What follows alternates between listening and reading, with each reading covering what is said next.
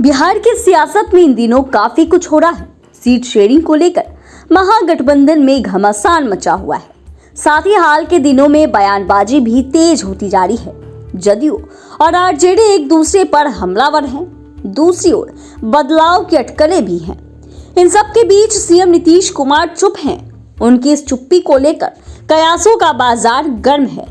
कहा जाता है कि सीएम की इस चुप्पी अक्सर बिहार में बड़े बदलाव का इशारा मानी जाती रही है। जब जब ऐसा माहौल बनता है तब तब सीएम नीतीश अक्सर पाला बदलते देखे गए हैं।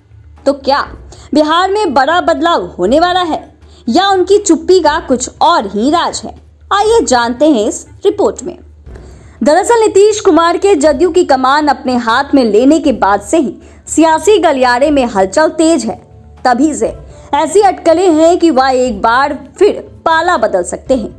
कहा तो यहां तक जा रहा है कि बीजेपी से जदयू की डील लगभग फाइनल हो चुकी है।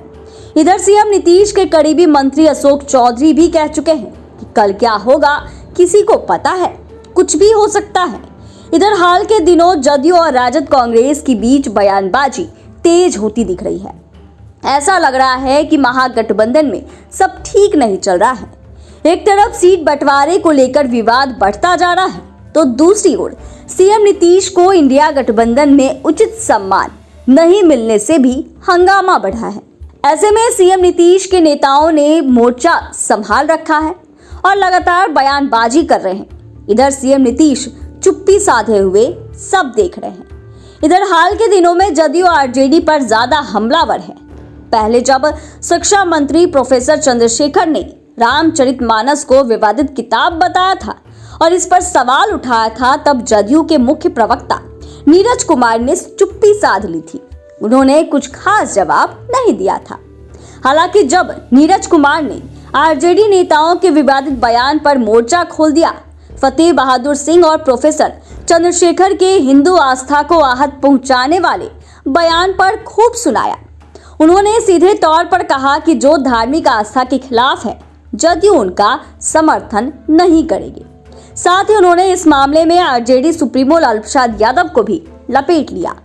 उन्होंने इशारों में ही दोनों नेताओं को यह नसीहत भी दी कि वह लालू प्रसाद यादव से लिखवा लें कि वह किसी श्राद्ध कर्म में नहीं जाएंगे, जबकि हाल ही में लालू यादव अपने कुछ करीबियों के श्राद्ध कर्म में शामिल हुए थे। इतना ही नहीं, मंत्री विजेंद्र यादव के तेवर भी बदले हुए नजर आ रहे हैं। इनको जदयू और राजद को करीब लाने का श्रेय दिया है।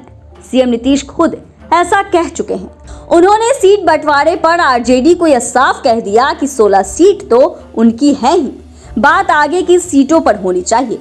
इतना ही नहीं, उन्होंने यह भी कहा कि अगर कांग्रेस और वाम दलों को सीट देनी है तो आरजेडी अपने कोटे से सीट दे। इससे पहले केसी त्यागी, विजय चौधरी, संजय झा भी ऐसा ही कह चुके हैं। साथ ही इन नेताओं ने कहा कि सीट बंटवारे में काफी विलंब हो गया है, इसीलिए यह जल्दी हो जाना चाहिए, नहीं तो गठबंधन को नुकसान होगा। इधर आरजेडी भी अपनी तरफ से 40 सीटों पर चुनाव लड़ने की बात कहती नजर आ रही है। कांग्रेस नेता में भी जदयू को सिटिंग सीट छोड़ने की नसीहत दी। वहीं नीतीश कुमार इन सब पर चुप्पी साधे हुए हैं। सियासी गलियारे में इस बात की चर्चा तेज है कि नीतीश कुमार की चुप्पी एक बड़े तूफान की तरफ इशारा कर रही है। सीट बंटवारे को लेकर आरजेडी और कांग्रेस लगातार दबाव बनाने की कोशिश कर रही है।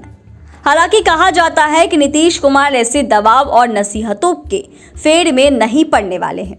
वो अपनी शर्तों पर राजनीति करने के लिए जाने जाते हैं। ऐसे में ऐसा कुछ होता है तो वो बड़ा फैसला लेने से भी पीछे नहीं हटेंगे। अब ये तो आने वाला समय ही बताएगा कि इन कयासों में कितनी सच्चाई है। फिलहाल तो नीतीश कुमार की चुप्पी की चर्चा तेज है।